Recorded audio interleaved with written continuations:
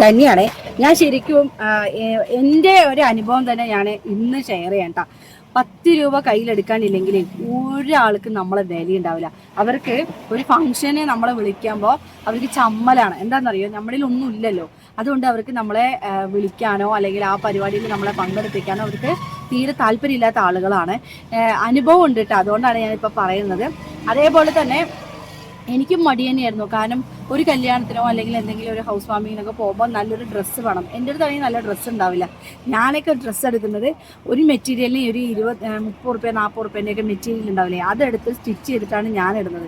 അപ്പോൾ എൻ്റെ ക്വാളിറ്റി, നമ്മുടെ മനസ്സിൻ്റെ ക്വാളിറ്റി ആരും നോക്കില്ല, നമ്മുടെ പുറമേയുള്ള ക്വാളിറ്റിയാണ് എല്ലാവരും നോക്കുന്നത്.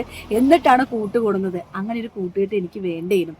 അതായത് കാശില്ലാത്ത സമയത്ത് നമ്മുടെ കൂടെയുള്ള ആളുകളുടെ കൂടെ പോവാനാണ് എനിക്ക് താല്പര്യം. അല്ലാത്ത ആളുകളുടെ കൂടെ പോയാൽ പകുതിക്ക് വെച്ച് നമ്മളെ അവരിട്ടിട്ട് പോകും. അത് ഉറപ്പ് തന്നെയാണ്.